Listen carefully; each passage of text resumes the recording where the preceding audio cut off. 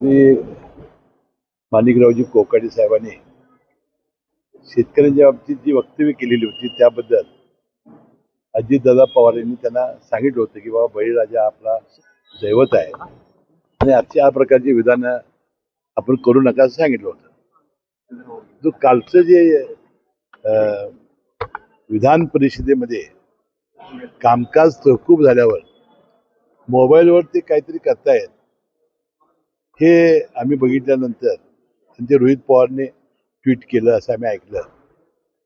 आता ते काय करत होते कारण मला ते काय मोबाईलमध्ये कळत नाही. म्हणून लहान मुलं सारखं असे खेळ खेळत असतात. मला काय वाटलं की रम्मी म्हणजे जाऊन कोकाटे साहेब आमच्या कुठल्या क्लबमध्ये बसलेत, तिथं काय खेळ आहेत, नोटाची बंडलं समोर आहेत असं आहे आणि आपण प्रसार माध्यमांनी चालू केलं का काय. मी जाऊन बघितलं तर ते मोबाईलवर काहीतरी करतायत काम तहकूब झाल्यावर.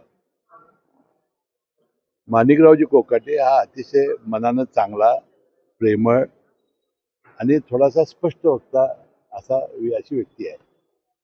मला वाटतं जवळजवळ 4 टर्म त्यांचे आहेत ते माझ्यावर आहेत.